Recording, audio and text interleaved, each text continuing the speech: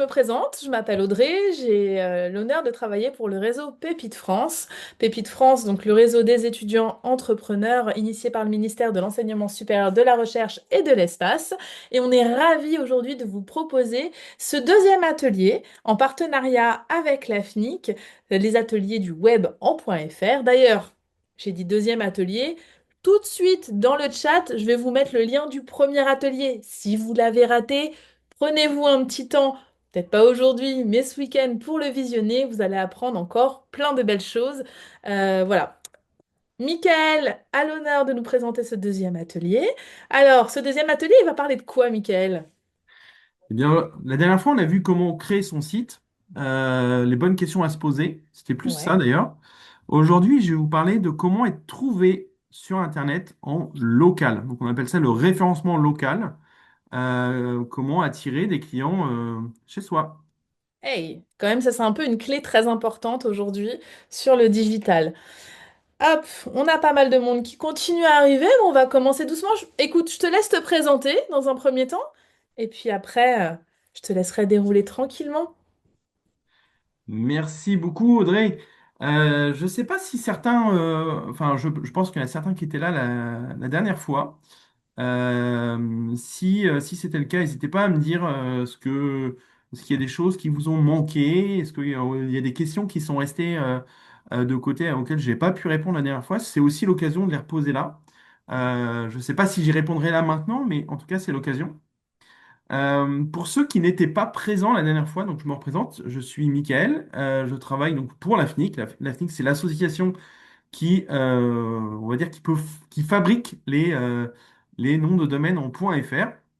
Donc, à chaque fois que vous allez sur Internet, vous envoyez des mails, vous faites du replay et autres, vous utilisez nos services sans forcément le savoir. On est basé à Guyancourt, donc juste à côté de Versailles, Saint-Quentin-en-Yvelines. Et ça, c'est ma casquette principale. Et à côté, j'ai écrit des livres sur tous ces sujets-là pour Albin Michel. Et j'ai co-animé une émission de télé qui s'appelle Connecte ta boîte, qui était diffusée sur BFM TV et RMC Story. Vous m'avez peut-être vu là-bas.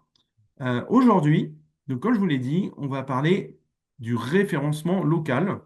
Euh, le référencement local, pour moi, c'est quoi? C'est la capacité de votre entreprise d'être trouvée sur Internet, mais en local. Aujourd'hui, on va parler vraiment en local, c'est-à-dire comment trouver de la clientèle, comment parler à mes prospects qui sont dans ma zone de chalandise, autour de chez moi. Euh, Lors du prochain atelier, on parlera du référencement naturel tout court, où là, on n'aura plus de limite, hein. Ça sera les clients dans le monde entier. Mais aujourd'hui, on va vraiment se concentrer, la focale, c'est vraiment le local. Les clients qui sont à 10, 15, 20, 30 kilomètres autour de chez moi, et pas forcément plus. Pour ce faire, il y a plusieurs outils. Mais avant, donc la dernière fois, on a vu, on a reposé, je vous remets les bases parce que c'est important d'avoir en tête, se dire qu'avant de créer son site, il faut bien réfléchir à qui est son client, donc faire son persona, réfléchir à quel est l'objectif de son site, voilà pourquoi je suis présent en ligne, parce que tout ce qu'on a fait la dernière fois va nous servir aujourd'hui. Donc si vous n'avez pas regardé le replay, bah, faites-le parce que, enfin, pas maintenant, hein, mais faites-le plus tard parce que ça sera vraiment utile pour vous. Et si vous l'avez suivi, bah, réintégrez bien tout ça dans la tête pour tout ce qu'on va se dire maintenant. Avant d'être dans le web, j'étais commercial. J'ai commencé chez Bouygues Télécom, j'ai 10 ans chez eux, et j'ai formé des centaines de vendeurs chez eux. euh, dans les boutiques, hein, vraiment. Et mon chef me disait tout le temps, dans la vente, c'est un dicton, vous devez l'avoir en tête, hein, euh, pas vu, pas vendu. Facile à retenir, pas vu, pas vendu. Eh bien, sur le web, pour moi, c'est exactement la même chose. Rappelez-vous, la dernière fois, je vous ai dit, votre site internet, ça doit être un commercial. Un commercial qui travaille pour vous 24 heures sur 24, 7 jours sur 7.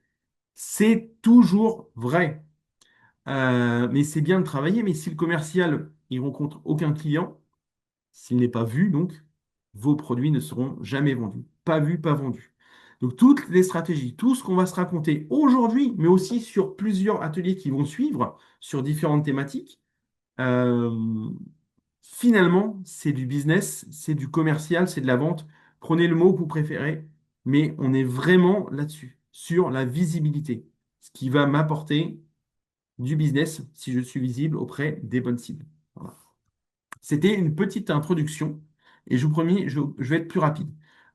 Sur le planning de ce webinaire, on est ensemble jusqu'à 13h30, je crois. Ce que je vous propose, c'est qu'on se fait un petit topo maintenant sur du PowerPoint. Je prends les questions-réponses soit au fil de l'eau, soit donc dans l'onglet questions-réponses, soit je les ferai à la fin. Je vais voir en fonction du nombre de questions qu'il y a. En tout cas, n'hésitez pas à me bombarder comme enfin, la dernière fois, c'était vraiment très agréable. Et puis à la fin, aujourd'hui, on va faire différemment. Je vais couper la présentation. On va aller sur le web et je vous propose qu'on fasse de l'audit en direct de vos présences en ligne. Et je vais vous présenter ma fiche, enfin une fiche. Vous allez voir le lien avec le sujet du jour. Euh, voilà, l'idée, ce sera plus concret que juste du PowerPoint. En tout cas, n'hésitez pas à réagir dans le chat. Allez, c'est parti. Pourquoi, comment se référencer localement? Alors, je pense que vous savez lire. J'ai pas mis le PowerPoint en mode présentation, donc vous avez encore les titres au-dessus, donc faut pas s'arrêter à ça. Donc c'est un peu de théorie, mais c'est néanmoins très utile. Aujourd'hui, je pense que vous avez tous ça dans votre poche. Alors la marque peut différer, hein, c'est pas important, mais on a tous au moins un téléphone portable dans la main, même smartphone. Et c'est ça qui a changé le game, j'ai envie de dire, depuis un paquet d'années. Google a opéré ça il y a bien 6 7 8 ans. J'ai plus la date en tête, mais ce qu'il faut retenir, c'est que déjà, le premier point de contexte à avoir, c'est que les gens ont leur téléphone sur eux, il y a des notifications, les gens sont géolocalisés. Pour avoir travaillé chez Bouygues Télécom, je peux très bien vous expliquer comment ça marche, hein. Il y a trois antennes et votre téléphone borne entre trois antennes et c'est ainsi qu'on arrive à définir précisément où est-ce que vous vous situez. Euh, et donc, quand un client, quand un utilisateur va sur Internet, il va sur Google, et Google arrive à connaître la localisation précise de cet utilisateur. Et forcément, vous doutez bien que si, là, il est les 12h40, si je cherche dans Google euh, un restaurant pour manger des sushis, il va pas me proposer des restaurants à Tokyo, mais il va détecter que je suis en France et que en plus je suis à Guyancourt aujourd'hui. Et donc, il va me proposer des restos autour de chez moi et même mieux, des restaurants qui sont ouverts. Ça ne me sert à rien de me montrer des restaurants qui sont fermés. Euh, donc, ça, c'est le premier point. Et j'aime bien les chiffres, hein. 50% des internautes qui effectuent des recherches sur mobile visitent le magasin dans la journée. C'est quand même intéressant. C'est-à-dire, quand je fais une recherche, une fois sur deux, on me retrouve. Alors, j'ai une première question aussi sans la localisation activée. Alors, ça va être plus complexe sans la localisation activée, mais en fait, il y a énormément de repères qui vont l'aider. De même que si, là, on a un exemple, si j'ai fait boulangerie Lyon, restaurant Lyon ou, je sais pas moi, charcuterie Guyancourt, enfin, Google et ChatGPT et tout le reste, ils ont déjà des éléments pour déterminer notre localisation. Hop. Allez, on passe. Ah, des chiffres. Mais ces chiffres-là, pour moi, sont vraiment puissants parce ils vont orienter tout le reste de la discussion. Une recherche sur deux est locale. Donc, qu'on le veuille ou non, mais quand on cherche quelque chose sur Google, je dis Google, hein, mais je pourrais dire tous les autres moteurs de recherche, mais c'est juste par abus de langage. Euh, Quand je recherche sur Internet, une fois sur deux, je recherche pour un sujet qui va être autour de chez moi. À quelle heure ferme la piscine? Comment se débarrasser des taupes? Bah, trois petits points de mon jardin, donc autour de chez moi. Euh, Comment faire un lissage brésilien, etc. À chaque fois, in fine, ça va me rapporter vers une recherche qui va me mettre en connexion forcément avec avec un commerçant, un marchand, avec une entreprise locale. Ça, il faut l'avoir en tête. Donc, passer à côté des recherches locales, c'est déjà passer à côté de 50% du trafic web. C'est quand même dommage. Euh, Moi, j'aime bien le dernier chiffre. 88% des consommateurs recherchent des avis en ligne avant de choisir un service local. Vous vous souvenez, la dernière fois, je vous ai fait travailler un petit peu, enfin, en tout cas, réfléchir sur les avis en ligne. On va y revenir aujourd'hui et on va aller beaucoup plus loin parce que ça a un impact très fort sur le référencement local et aussi sur le référencement naturel tout court. 88%. Et d'ailleurs, je vais vous raconter une anecdote, puisque depuis le dernier webinaire, je suis parti en vacances en Andalousie. J'ai fait Séville, Grenade, Cordoue, Malaga. Et, euh, et en fait, mal m'en a pris, puisque je suis allé dans un Airbnb à Grenade. Et bon, je lui ai laissé un avis catastrophique. Ça sentait les égouts dans la salle de bain. Désolé pour ceux qui mangent. C'était hyper bruyant, j'ai pas dormi de la nuit, enfin bref. Et le lendemain, par réflexe, j'ai regardé les avis et je me suis rendu compte que tout ce que j'avais observé dans le logement était déjà vrai en fait. Enfin, c'est exactement ce que je vivais. Et là, je me suis dit, mais mince, qu'est-ce que j'étais bête parce que si j'avais vérifié avant, je n'aurais pas pris ce logement en fait. Voilà. D'habitude, je le fais tout le temps. Là, j'étais pressé, je suis allé vite et voilà, je me suis fait punir. Donc, si je regarde, enfin, bref, pour les vacances, pour tout, on regarde les avis des autres. Et donc, ça veut dire que les gens consultent aussi des avis sur nous. S'il n'y a pas d'avis, c'est louche. S'il y a trop d'avis positifs, c'est louche. S'il y a trop d'avis négatifs, c'est pas louche du tout, c'est que c'est pourri. Donc, il nous faut des avis. On va revenir sur le sujet de la dernière fois. Ça, c'est un deuxième point qui est essentiel. Le 20-80, c'est la loi de Pareto. Je ne sais pas si certains d'entre vous ont appris ça. La loi de Pareto dit que 20% des effets, 20% des causes génèrent 80% des effets. C'est-à-dire qu'il y a 80% des causes qui génèrent que 20% des effets. Et sur cela, il ne faut pas se concentrer. C'est exactement ce qu'on a là. 20% des recherches ça va être boulangerie au bon foin d'eau. Voilà. Et admettons, je suis à Lyon, voilà, je vais dîner chez les amis, ils m'ont dit ramène le gâteau.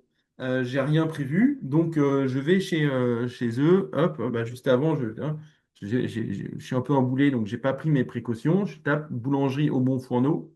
Franchement, j'habite à Rouen, je travaille à Guyancourt. Vous pensez que je connais le nom de la boulangerie à Lyon? Je vais taper au boulangerie au bon foin d'eau? Mais jamais de la vie, en fait. Ce que je vais taper dans 80% des cas, c'est plutôt Boulangerie Lyon. Et donc, ce sur quoi je dois me concentrer, c'est pas sur mon nom, c'est pas sur Boulangerie au Bon Fourneau, si je suis le propriétaire de la boulangerie au Bon Fourneau. Mes actions, je dois les concentrer sur Boulangerie Lyon parce que c'est ce que moi j'appelle ça un mot-clé. C'est le mot-clé Boulangerie Lyon que vont taper les gens qui vont me rechercher. Il n'y a que ça qui m'intéresse. Boulangerie au bon fourneau, alors là, c'est le summum, c'est le nec plus ultra.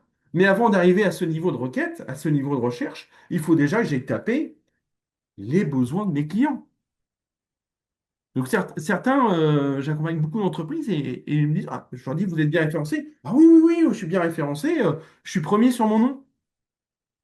Mais qui va taper votre nom? Hormis les gens qui vous connaissent déjà et vos parents. Personne. Donc on va se concentrer sur ces requêtes-là. Alors, là, je viens de me contredire, mais commencez par apparaître sur votre marque. Forcément, quand on crée un site, quand on crée sa présence en ligne, la première étape va être de créer sa marque et d'être référencé sur son nom. Mais ce n'est pas ce qui va compter finalement. Ce qui va compter, c'est le troisième point.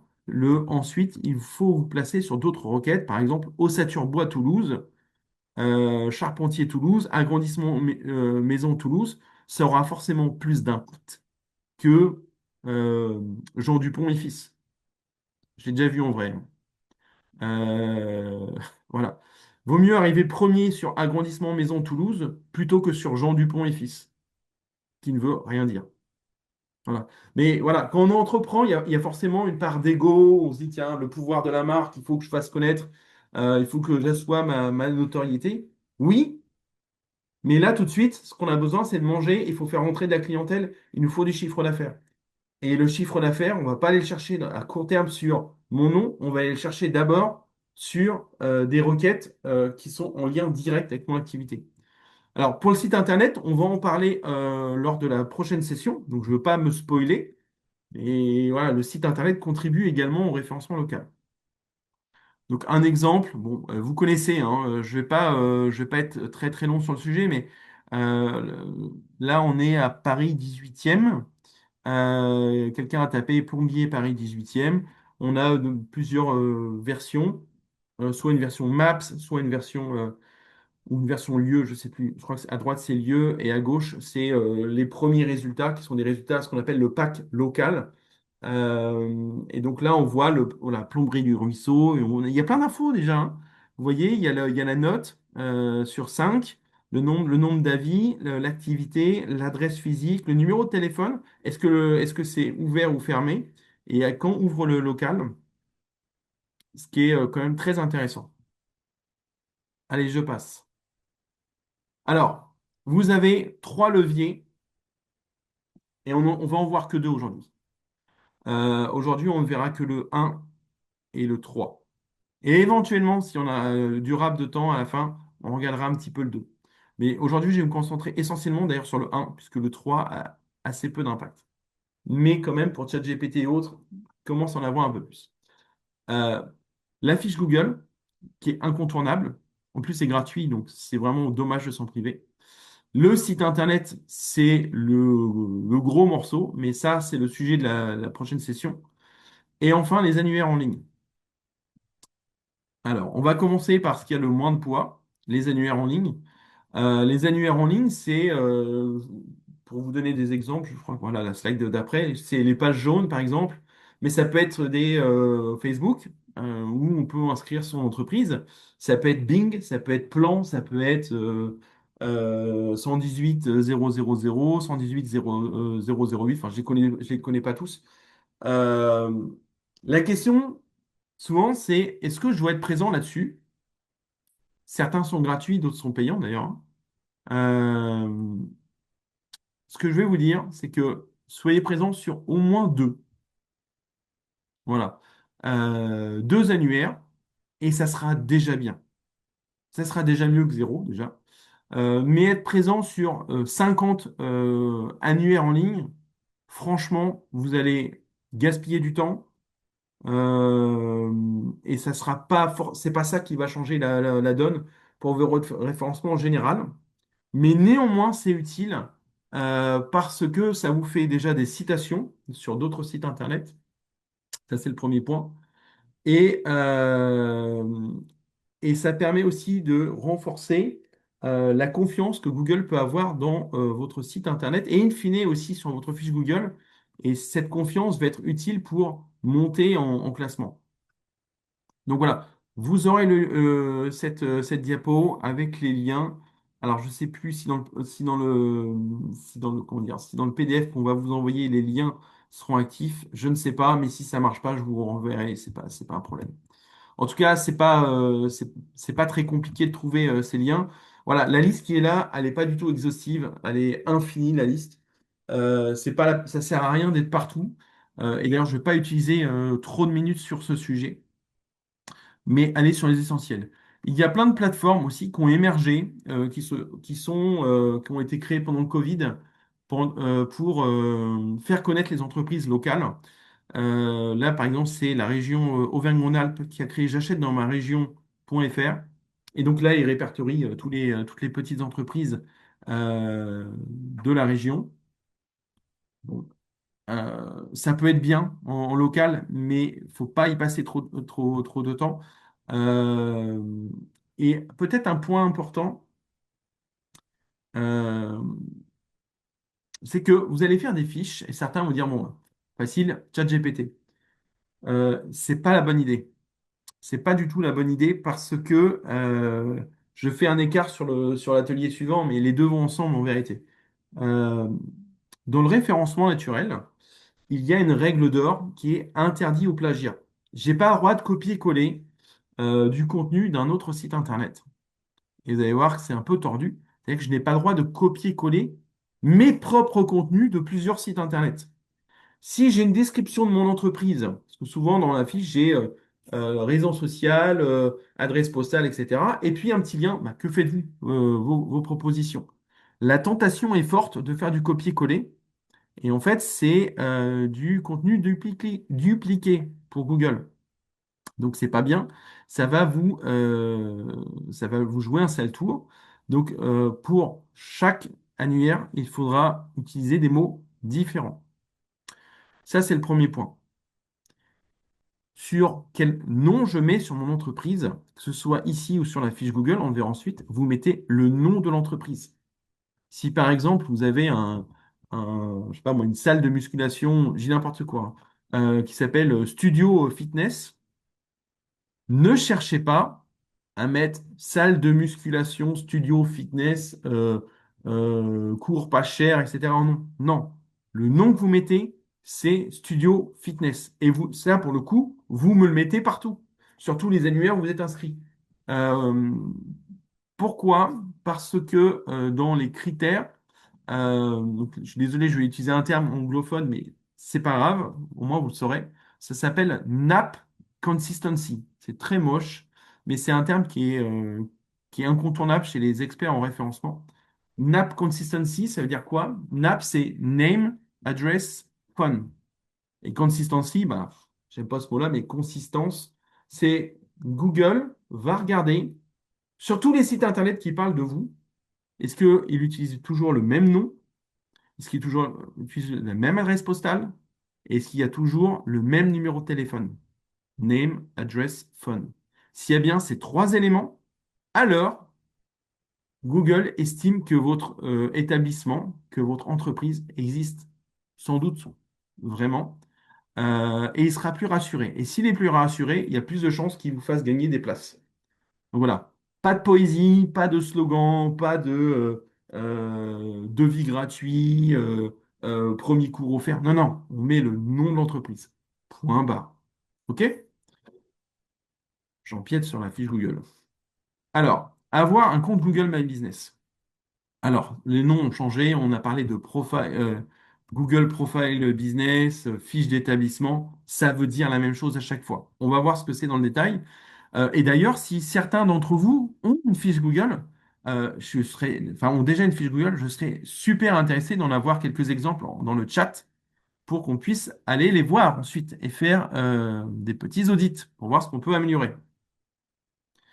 Alors, qui peut avoir une fiche Google? Alors, toutes les entreprises, artisans, commerçants, professions libérales, les grandes entreprises, les startups, tout le monde peut en avoir.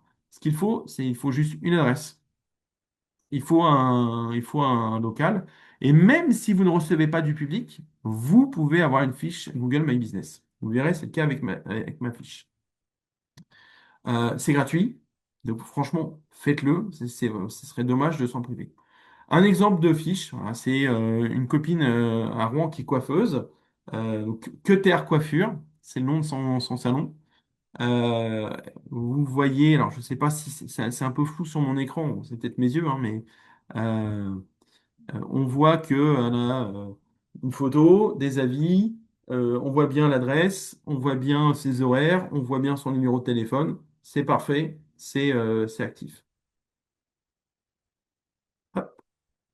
Alors, si vous n'avez pas votre fiche, c'est quand même assez simple. Déjà, si vous avez pour projet de créer une boutique, par exemple, ou un autre établissement, regardez que la fiche n'existe pas déjà. Ça arrive souvent que les propriétaires de magasins ne créent pas leur fiche et que des clients le fassent à leur place. Je l'ai déjà fait pour une boulangerie il n'y a pas longtemps. Euh, et euh, voilà, si c'est vous le vrai propriétaire, eh bien, il faut cliquer sur ce petit bouton. Vous êtes le propriétaire de cet établissement et ensuite vous serez guidé pour récupérer la fiche. Euh, voilà. Si il n'y a pas de fiche qui existe, eh bien là, il faut aller sur fiche d'établissement, Google My Business, vous cliquez et c'est quand même relativement simple. Simple à la limite, enfin dans la limite où Google peut mettre des freins il va vouloir vérifier que vous créez un établissement qui existe vraiment et qui a vraiment, enfin, qui est réel en fait. Donc, il peut vous demander une vidéo pour prouver que vous êtes bien dans cet établissement et que cet établissement existe. Donc là, l'astuce, si Google vous embête, je vous le dis parce que ça va vous arriver forcément, c'est de mettre un petit panneau, vous pouvez imprimer sur une feuille avec le nom d'entreprise, vous le collez sur l'entrée, sur la porte, ça peut être même une carte de visite, et ça suffit largement pour faire valider sa fiche. Voilà. Dites-vous qu'en face, c'est des robots ou des humains qui se comportent comme des robots. Est-ce qu'on fait une fiche, même si on est en télétravail? C'est mon cas, et je vais vous montrer ma fiche ensuite. Est-ce qu'on peut positionner son établissement n'importe où? Bah, si on est en télétravail, oui. Et moi, j'aurais tendance à dire positionnez-le de préférence là où est votre clientèle. C'est c'est là où ça a du sens, en fait. Parce que les gens vont chercher localement. Est-ce que ça reste intéressant si on fait du SaaS ou une app mobile? Oui, ça peut être toujours intéressant. Puisque ça va venir nourrir le référencement du site internet qui sera collé à tout ça. Donc, faut pas passer à côté. Et c'est gratuit. C'est gratuit, hein. Et c'est gratuit et ça vient nourrir le référencement du site. Donc, les deux sont ensemble. Et dites-vous que si les gens veulent vous laisser un avis et que vous n'avez pas de plateforme type Trustpilot ou autre, des plateformes payantes d'ailleurs, pour vous laisser un avis, eh bien, vous pourrez récolter des avis gratuitement sur la fiche. Si on a un service en ligne, bah oui, on peut. Que notre cible n'est pas du tout local, mais au contraire des personnes qui habitent loin en France. C'est mon cas et je vais vous montrer ma fiche tout à l'heure. Et donc, il y a un intérêt à être référencé pour plein de raisons. Et on va voir tout à l'heure sur la démo, ça sera plus parlant, je pense. Est-ce qu'il est possible de la modifier? Est-ce que c'est simple? C'est super simple et on va le faire en live. C'est cool les questions en direct. Merci. Bon, remplir la fiche, tout ça. Je vous laisse les slides, mais on va pas les lire parce que je veux pas perdre trop de temps. Mais globalement, ce qu'il faut remplir, c'est remplissez tout ce que vous pouvez, puisqu'encore une fois, c'est gratuit. Mais je reprécise ce que j'ai dit tout à l'heure. Nom, adresse, numéro de téléphone. Ils doivent être les mêmes que sur votre page Facebook, si on en avez une par exemple, ou Instagram. Et si vous avez une page sur les pages jaunes, par exemple, ça doit être la même. Ça doit être le même nom, le même numéro de téléphone. Vraiment, c'est le truc le plus important sur lesquels les gens se plantent. Les gens me mettent du slogan, de la poésie ou je ne sais quoi. Non. Alors, comment faire si on n'a pas de local et pas d'accueil du public, juste de la vente en ligne par exemple? On met notre adresse personnelle. Eh bien, on n'est même pas obligé de mettre notre adresse personnelle. On peut mettre une zone de chalandise. Personnellement, j'ai mis mon adresse personnelle. Ça a beaucoup agacé ma femme. Donc, je l'ai retiré. Mais aujourd'hui, vous allez voir ma fiche. Je vais vous la montrer et vous verrez très bien que j'habite dans l'océan Atlantique. Hop. Moi, je vais vous montrer plutôt mes astuces pour vraiment pour faire en sorte de dépasser la concurrence en fait sur Google. Euh, si je fais un lien avec l'atelier suivant, qui sera sur référencement naturel, le site, dites-vous que c'est le site et toutes les actions que vous faites autour du site, c'est 90% du boulot. Et il y a 10% qui s'ajoutent grâce à cette fiche Google.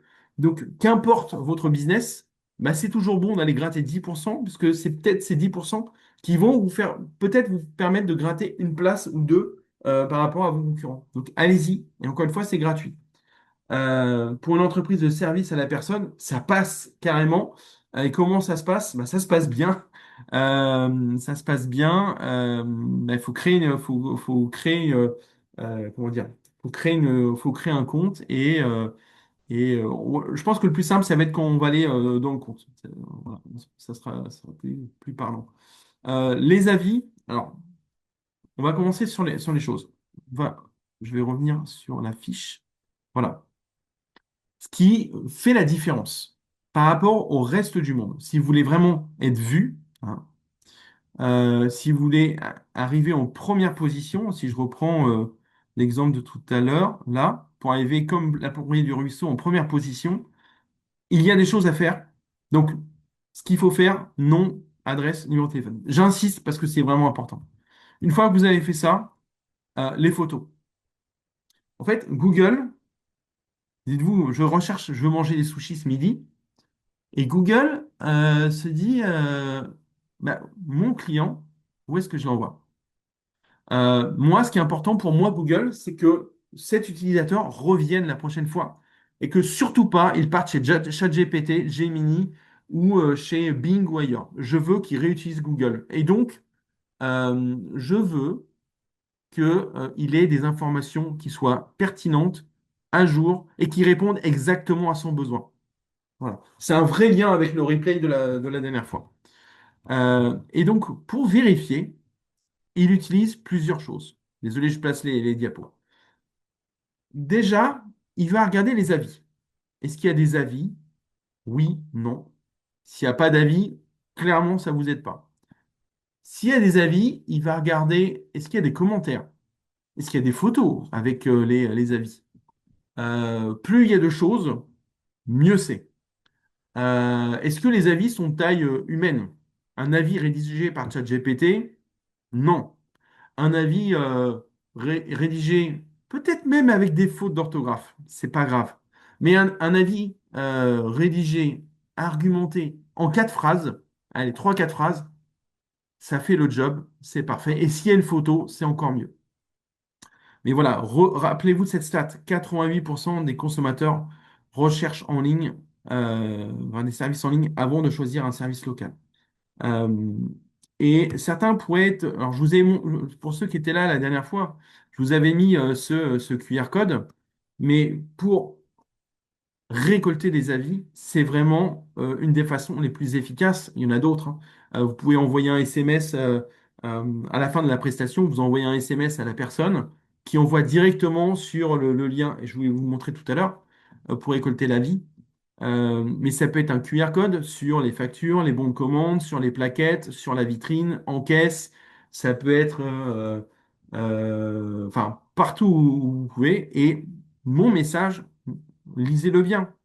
Ce que j'ai écrit ici, c'est racontez-moi ce que vous avez préféré. Je reviens sur ce message que j'ai expliqué la semaine dernière parce que, encore une fois, c'est fondamental. Les avis, les mots que vos clients vont écrire dans vos avis sont des mots-clés qui vont compter pour votre référencement. Et donc, si vous voulez gagner des places pour votre site internet sur Google, mais aussi pour gagner des places en local, il vous faut des mots. Il faut que les gens écrivent des mots. S'ils mettent des photos, c'est encore mieux, mais il faut mettre des mots. Donc, si j'écris raconter, les gens sont obligés de raconter. Ils sont obligés d'expliquer en 3, 4 lignes pourquoi la chambre était bien, pourquoi la chambre était pourrie, etc. Ils sont obligés de raconter. Je leur demande pas, laissez-moi un avis. Laissez-moi un avis, ça fait, s'il vous plaît, cher client, laissez-moi un avis. Enfin, on se prend des questionnaires de satisfaction, des questionnaires de vos retours sont importants, etc. Enfin, on en a marre, on fait ça à longueur de journée. Racontez-moi ce que vous avez préféré. Bah, je demande à la personne de me raconter, donc de mettre du texte, parce que c'est ça qui compte. Les étoiles, c'est bien, mais en vrai, c'est pas ce qui va compter pour le référencement. Ce qui compte, c'est les commentaires. Et ce que vous avez préféré, bah, il y a un biais cognitif qui est très fort là-dedans. Je demande à la personne de me dire uniquement ce qui est positif. Et donc, en mettant ce qui est positif, en racontant, elle va mettre des mots-clés. Comment faire ce QR code? Je vais le montrer juste après, lors de la démo. Alors, des stats pour vraiment appuyer le truc, mais moi, il y en a une les deux dernières sont redoutables. 95% des clients trouvent suspects les sites internet qui n'ont pas d'avis. Bah forcément, quand on se lance, on n'a pas d'avis, donc il va falloir aller chercher les avis auprès de ses partenaires, de ses connaissances, des gens qui peuvent avoir un avis sincère. Sur les premiers clients aussi, qui ont commandé des prestations chez nous et on n'avait pas de site internet, eh bien 6 mois plus tard, on peut quand même leur envoyer un message. Et la dernière stat, elle est formidable. Un avis négatif augmente de 85% le taux de conversion. C'est le truc le plus contre-intuitif possible. Et pourtant, quand on creuse, il est très logique. Il est logique parce que, encore une fois, je vais sur un site internet, il n'y a que des avis dithyrambiques. Tout le monde dit, waouh, c'était super, on a super bien mangé, c'est le meilleur restaurant de Paris. Si tous les avis sont comme ça, avouons quand même que c'est louche. On est des humains et c'est normal que quelqu'un soit de mauvaise humeur à un moment et nous mette un mauvais avis. C'est normal. Donc, avoir un mauvais avis, finalement, donne du crédit à tous les autres avis. Donc, ne soyez pas défaitistes et n'ayez pas peur d'avoir des avis. Ce qui compte aussi pour Google, c'est votre réponse. Est-ce que vous laissez les avis sans réponse? Et donc là, il n'aime pas. Ou est-ce que vous dites merci, merci beaucoup pour ce retour. Toute l'équipe est enchantée et on sera ravi de vous servir dès blablabla la prochaine fois. Ou bien on est déçu, enfin on est triste que vous n'ayez pas apprécié notre prestation. Pouvez-vous nous en dire plus sur ce qui s'est passé afin qu'on s'améliore pour la prochaine fois? Et venez, on s'arrangera. En tout cas, Google évalue est-ce que vous répondez vite et voilà, est-ce que vous répondez à tout. Euh, les photos. Je vous laisserai lire les slides à la maison. Enfin, vous êtes tous grands, vous savez lire. Les photos, il faut mettre des belles photos parce que c'est votre plaquette. On va aller sur une fiche ou deux et vous verrez que s'il n'y a pas de photos, c'est pas bon. Si les photos sont moches, c'est pas bon non plus. Donc, mettre une photo, allez, une fois tous les 6 mois, j'appelle ça régulièrement. Mais certains n'ont pas de photos depuis 10 ans. Est-ce que l'établissement existe encore? Google peut se poser la question. Donc, mettez-vous une belle photo, une fois de temps en temps, vos produits, votre équipe, votre établissement, vos services, c'est toujours bien. Et il y a un endroit qui s'appelle question-réponse, mais je vais vous montrer en live parce que c'est bien plus parlant. On a juste une Euh, petite question de Linda qui me semble très pertinente avec tout ce que tu viens de dire, qui nous dit est-ce qu'il faut répondre à tous les avis absolument ou ce mais, juste certains? mais évidemment, quand un client nous dit merci, on lui met un vent? Eh ben non. Quand un client me dit merci, bah, je lui dis merci de m'avoir dit merci, merci d'avoir pris 2 minutes pour me laisser un avis. Parce que, euh, parce que ça vous a pris du temps, cher client.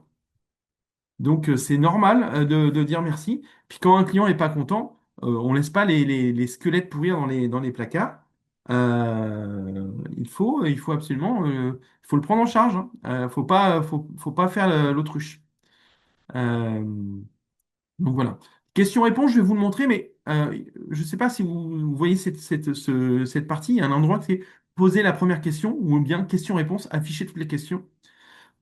C'est du chat en fait. On peut discuter en direct avec le commerçant. Et vous savez quoi? Ne le répétez pas aux autres. Hein. Mais moi, je me pose mes questions et j'y réponds moi-même. Puis comme j'ai la flemme, je le fais faire par l'IA. Donc je pose des questions. Par exemple, là, comment et où se former au référencement naturel? Et ensuite, blablabla. J'ai posé la question. On ne voit pas que c'est moi qui ai posé la question. Mais je me suis posé la question. J'y ai répondu. Combien de temps faut-il pour arriver en première position sur Google? J'ai posé la question, j'y ai répondu. Eh bien, j'ai pris la plupart des questions que mes clients se posent le plus, je les ai écrites et j'y ai répondu. À quoi ça sert? Si quelqu'un tape cette question dans Google, Google verra que j'y réponds et qu'en plus j'y apporte la réponse. Et donc, il y a beaucoup plus de chances sur tous ces sujets qui sont connexes que Google repousse ma question déjà à l'utilisateur, donc autre question posée, et en plus qu'il affiche ma réponse. Et donc, ça me fait du trafic. Ça aussi, c'est gratuit. Et là, pour le coup, on peut utiliser l'IA. J'arrive sur les toutes dernières slides. L'atout majeur, c'est le site web. Hein, je fais un teasing de fou. Hein. Mais le prochain atelier, c'est le SEO sur le 17 mars. Et là, je vous montrerai concrètement comment faire. On va ouvrir le capot du site internet, on va aller sur les pages HTML et je vais vous expliquer concrètement ce qu'il faut faire, comment il faut rédiger, comment il faut structurer ces pages pour avoir une chance d'être référencé. Et ensuite, pour avoir une chance et comment faire pour être mieux référencé que ses concurrents. Et là, je pourrais en parler 2 jours entiers. Mais on va faire ça en 1 heure. Euh, Ça, c'est 80% du boulot. Là, on a vu 10%, mais 10% qui sont intégralement gratuits par contre. Hein. Et surtout, tout ce qui est sur la fiche Google, vous pouvez le faire tout de suite. Vous n'avez pas besoin de site internet, vous pouvez le lancer maintenant. Seul truc, c'est que le site internet et la fiche Google sont liés. Et l'invitation, bah forcément, c'est le prochain atelier Pépite. Donc, euh, voilà, vous avez le lien dans le chat. Ah, peut-être pour aujourd'hui. Alors, en fonction de où vous en êtes dans votre projet entrepreneurial, mais j'aime bien faire cette fiche type quand j'interviens auprès des entreprises. Typiquement, là, je vais au salon Go Entrepreneur le mois prochain. Je vais faire 5 ou 6 présentations et je leur fais une liste de courses à la fin pour que les gens repartent avec une chose à faire. Donc, si vous n'avez pas de fiche pour votre établissement, faites-la. Donc, il faut déterminer une adresse ou une zone de chalandise.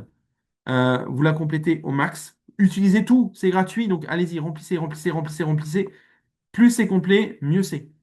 Peut-être juste une limite, les postes. Je n'irai pas là-dessus.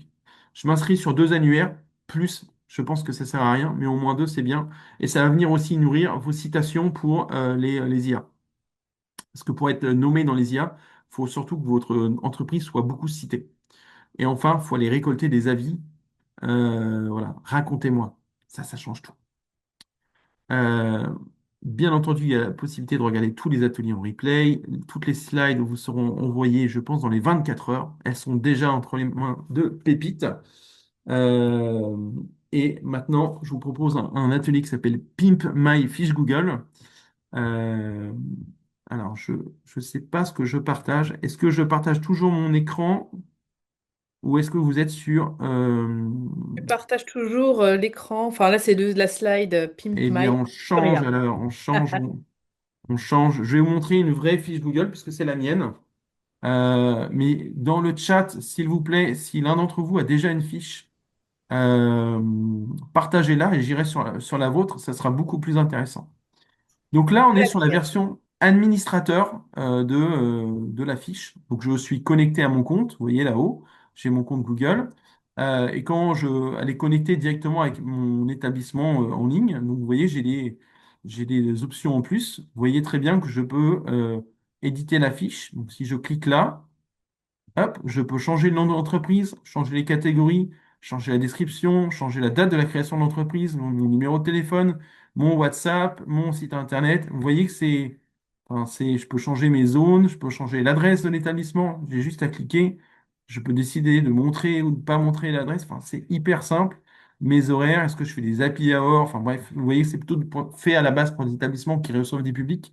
Mais non, puisque moi j'ai un planning et rendez-vous obligatoire, donc c'est pareil, je peux le modifier.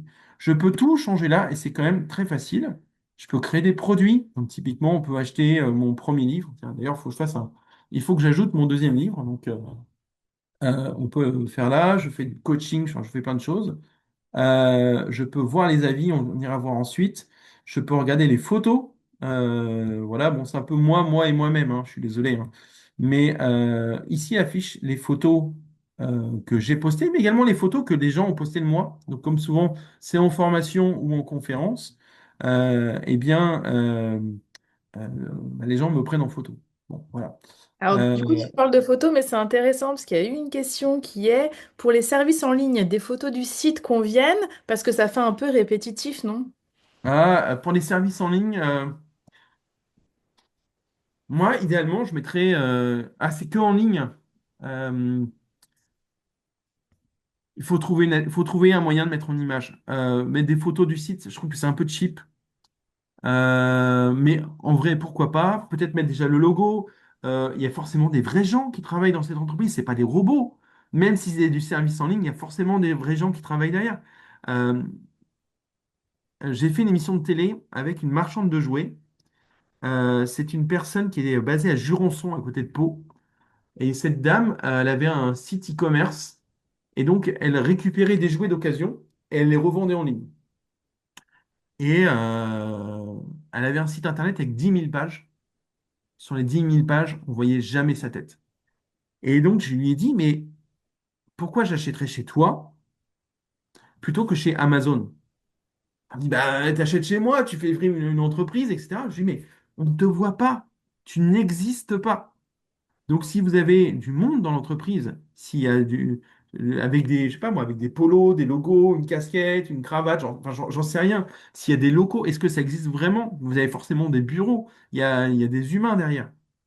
Est-ce que ça pourrait être des photos, services, oui, des gens en train de travailler. Enfin, un plombier pourrait bien être pris mettre des photos de chantier, des photos en situation, des photos même pour les services en ligne. Alors, il faut voir quel type de service en ligne, etc. Mais je suis sûr qu'on peut trouver des choses. Moi, je fais du coaching d'entreprise. Bon, il n'y a que des photos de moi. Vous voyez, c'est un peu égocentrique, hein, narcissique. Mais il y a des photos de moi dans l'émission télé, mon livre, etc. Euh, mais voilà, je suis pas allé chercher bien loin sur cette fiche. Euh, voilà. Et Ouais, donc, c'est on a pas. une autre question qui peut être liée aussi, parce que du coup, on nous dit, si on est un service en ligne et que notre cible n'est pas du tout locale, mais au contraire des personnes qui habitent loin, en France, hein, mais dans d'autres villes, Ouais. est-ce qu'il y a un intérêt à être référencé localement sur Google? Eh bien oui, puisque en fait, regardez ma fiche. Moi, je suis là. J'habite dans l'océan Antarctique et on voit très bien que je n'ai pas d'adresse. Mais par contre, ma zone de chalandise, si je fais éditer la fiche, j'ai dit à Google que j'étais intéressé par la France. Donc des gens qui cherchent ce type de service dans toute la France pourraient me trouver. Alors après, j'ai de la concurrence, je suis pas tout seul, donc je vais pas forcément remonter tout de suite hein, si vous cherchez chez vous. Mais voilà, j'ai mis des zones qui m'intéressaient. Je peux le faire aussi comme ça. Après, si vous avez enfin, un service en ligne, vous avez forcément un bureau quelque part. Et même si vous recevez personne physiquement, pouvez très bien mettre un planning et mettre un planning avec rendez-vous obligatoire. Et derrière, ça génère, si c'est pertinent pour vous, mais ça génère des rendez-vous en ligne. Ça génère des réunions Zoom, par exemple. On peut très bien imaginer ça. En tout cas, je regarde l'heure parce que ça avance, mais les photos, il en faut.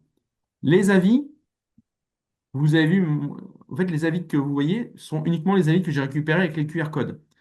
Euh, donc, je reçois des avis. Voilà, je peux aller notation la plus élevée. Je peux aller sur notation les moins favorables, les plus mauvais avis. C'est toujours intéressant. Voilà. Mehdi m'a laissé un avis le 26 septembre 2023. Et je lui ai répondu, merci Mehdi pour votre note. Pourrais-je savoir ce que je n'ai pas réussi? L'idée est de m'améliorer pour mes prochaines conférences. Gauthier, trois étoiles. Je lui ai répondu merci quand même pour les 3 étoiles, etc., etc. Mais en tout cas, voilà. Marie, très vivant, super pertinent, merci. 4 étoiles. Bon, merci beaucoup. Le théâtre, c'est la clé. Mais que faut-il changer pour atteindre les 5 étoiles? Voilà. On peut le faire avec un peu d'humour et voilà. Des gens me laissent des avis. Parfois, il y a quelqu'un qui m'a même mis une photo de ses pieds une fois. Bon, les gens sont surprenants. En tout cas, les avis, il en faut, il en faut, il en faut. Je vais vous montrer un autre exemple. J'ai un copain qui fait de l'hypnose. Alors, je ne sais pas si... je vais juste vous montrer un cas concret. Ah bah lui, il a vraiment fermé pour le coup. Il a même fermé sa fiche. Bon, tant pis. C'est l'effet Bonaldi. En tout cas, il avait 500 avis et en titre, il avait mis en gros ne prend plus de clients parce qu'il était débordé et c'est sa fiche Google qui le bombardait de clients. Ça ne fonctionne pas, mais c'est pas grave. Et juste dans les avis, je vais essayer de vous montrer vous voyez bien, réponse reçue sans réponse, euh, les plus pertinents. C'est ça qui m'intéresse. Voilà, donc c'est les plus récents. Bon, les gens ne me laissent pas énormément de texte, hein, c'est parce que souvent c'est lors de conférences, mais en tout cas, voilà, il y a Benoît qui m'a laissé ça au salon, je l'ai remercié. J'ai répondu à tous les avis. Et quand j'en reçois, j'y réponds. Euh, enfin, c'est vraiment essentiel. Il y a une autre partie que je voulais vous montrer. Alors, l'affichage ne se fait pas toujours. Alors, c'est Google, en fait, qui change parfois. Euh, chose. Ah, je réponds au QR code. Demander des avis. Vous voyez que là, je fais demander des avis. Hop, et j'ai un QR code qui se génère là. Je peux faire un screenshot pour le récupérer. J'ai un lien, je peux le copier, je peux l'envoyer par mail, par WhatsApp, par Facebook, je peux l'envoyer même par SMS, je peux l'envoyer comme je veux. À partir du moment où j'ai le lien, c'est facile. Et donc le QR code renvoie vers ce lien. Et vous allez voir, on fait un jeu. Je copie, je vais coller ce lien et ça m'emmène directement là. Bon, je ne vais pas me laisser d'avis, hein, vous en convenez.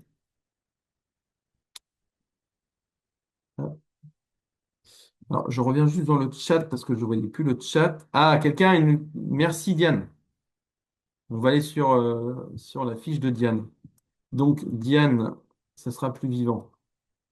Alors, Diane's Workshop, je ne sais pas si c'est le nom de l'entreprise, mais ça m'a l'air parce que je vois qu'il y a une fiche Instagram.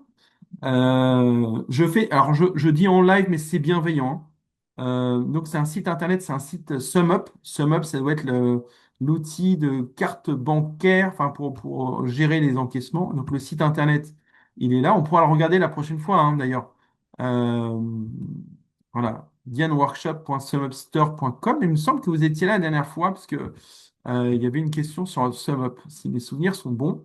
Donc, il y a un lien vers le site web. Si je fais regarder les photos, il y a quelques photos. La photo a été publiée il y a 4 mois, il y a 4 mois, donc à mon avis, tout a été publié en même temps. Comme c'est des créations, bah, il ne faut pas hésiter à faut en mettre, voilà, régulièrement. Les photos sont jolies, enfin, je trouve qu'elles sont plutôt jolies.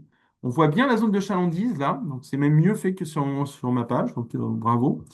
C'est parce que moi j'ai retiré l'adresse alors que vous l'avez juste cachée. On voit le numéro de téléphone. Ce qu'il faudra vérifier, c'est est-ce que quand je tape Diane's Workshop, c'est bien toujours la même chose, mais j'ai l'impression, puisque si je vais sur Insta, qu'est-ce qu'on voit là? Alors je suis pas connecté, donc ça ne va pas forcément marcher. Mais bon, je pense qu'il va réussir à faire le lien. Le nom du site internet, c'est le même, Diane's Workshop, donc aucun problème. Diane Studio, je ne sais pas si c'est pareil. Diane's Workshop, il y a une page Facebook aussi, hein. Donc jusqu'à présent, ça colle. Donc tout ça, bravo, c'est bien. On n'a pas encore d'avis, j'ai l'impression.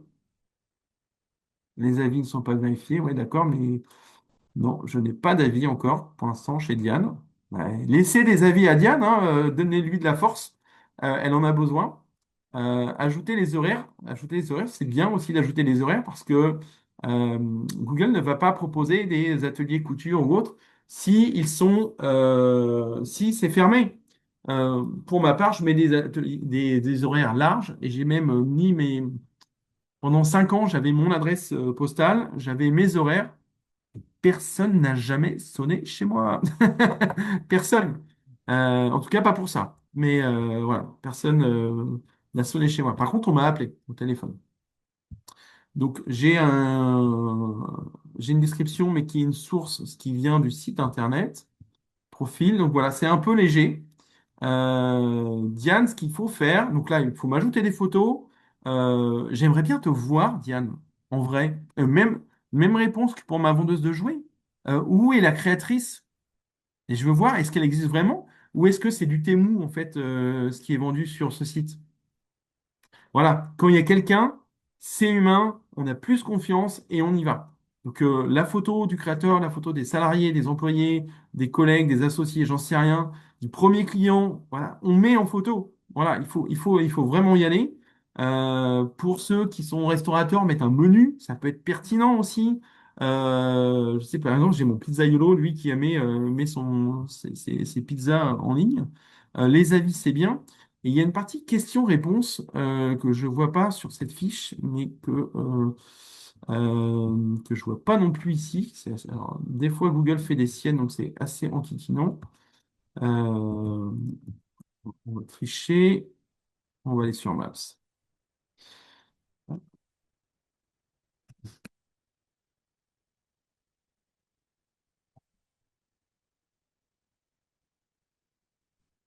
Parfois, ça arrive ici. Non, bah aujourd'hui, Google a décidé de ne pas afficher les questions sur mon entreprise, hein. C'est pas grave. En tout cas, elles existent vraiment. Et je regarde juste un truc parce que ça se trouve, il les a retirés tout simplement de mon site, hein, ce qui n'est pas impossible. Parce que Google modifie très très souvent ses interfaces, hein, faut pas. Euh, faut pas réservation. Non, ça envoie vers mon site internet, mais bon bah Google a décidé de le retirer. Bon, voilà, je l'ai pas suivi, donc je retire les questions-réponses. Tant pis. Euh, En tout cas, bravo Diane déjà d'avoir fait cette fiche.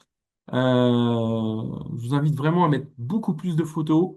Euh, ça sera bien. Les horaires. Et s'il y a des produits types, s'il y a des produits types qui existent déjà, qui sont vendus sur le site internet, si je vais sur SumUp Store, boutique naissance baptême, on va aller sur naissance baptême par exemple cadeau de naissance ou de baptême, ça, bon, ne marche pas, mais admettons que ça marche, je peux envoyer directement sur ce lien-là. Et derrière, voilà, par exemple, sur figurine de mariée personnalisée, je peux envoyer directement sur ce lien et le mettre dans les produits. Si on va sur alimentation, il faut jongler entre les différentes versions, hein, je suis désolé. Voilà, dans les produits, si je vais là, hop, si je clique ici, j'ai une image, j'ai le titre, j'ai une description. Je fais visiter le site et ça m'envoie directement à l'endroit pour acheter le produit. Bon, je suis pas là pour en faire la promo, hein, c'est pas, l'idée n'est pas là. Mais on pourrait faire la même chose avec ça. Il est 28, je ne sais pas s'il y en a d'autres. Est-ce qu'il y a des questions que je suis passé à côté? Euh, tu, tu, tu, tu, tu, tu.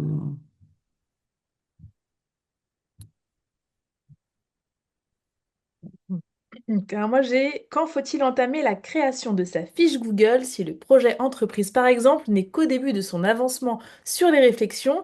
Est-ce qu'il existe un moment où il faut le faire ou qu'est-ce que tu conseilles toi? Quand on est prêt? Non, en fait, la fiche Google, c'est quand on est prêt. Le site internet, c'est hier. Pour deux raisons différentes, c'est que la fiche Google, ça peut générer des appels et autres, et que tant qu'on n'est pas prêt, bon, ça peut être complexe. Après, c'est pareil, entre le temps où vous la créez et le temps où elle est validée par Google, il peut se passer du temps. Donc, prendre 2, 3 mois d'avance, c'est jamais mauvais. Et pour le site internet, le site internet met du temps à l'allumage en termes d'indexation, puis de référencement. Donc, je vous invite tous et toutes à faire votre site internet le plus vite, enfin, à amorcer le site internet le plus tôt possible dans votre projet, même si on est au tout début. Pour vous donner un exemple, le nom de domaine, l'ancienneté du nom de domaine est un critère de référencement. Donc, si votre nom de domaine a été enregistré ce matin, il sera plus pénalisé que si votre nom de domaine a été enregistré il y a 13 mois. Donc hier. Et juste pour faire un retour très vite sur le site de Diane, je suis désolé, j'ai un truc qui me pique, donc il faut que je le dise. Il faut, Diane, absolument passer sur une version premium de SumUpStore. En fait, la structure actuelle de l'URL, Diane, je le dis pour tout le monde, hein, dianeworkshop.sumupstore.com, c'est pas bon, c'est pénalisé par Google. Donc ça ne va pas aider à remonter en fait. C'est un vrai frein. Donc je sais qu'il y a un investissement de base, etc. Mais il faut un nom de domaine. Et là d'ailleurs, regardez, je ne touche à rien. Je n'ai pas les mains sur le clavier depuis tout à l'heure que je parle. Mais vous voyez bien que en gras, je ne peux pas zoomer plus sur, malheureusement. Mais en gras, c'est subupstore.com qui est affiché. C'est la marque de quelqu'un d'autre. C'est pas la marque de Diane's Workshop. Et donc en termes de crédibilité, pour les clients finaux, bah, c'est louche. Pour Google, c'est louche. Et donc, on met en bas du classement, si on le classe.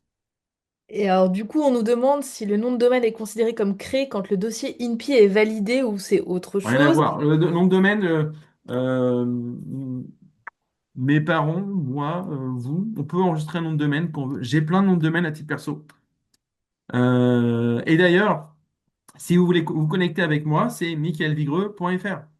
J'ai enregistré à titre perso michaelvigreux.fr. Ça coûte allez, entre 8 et 10 euros l'année.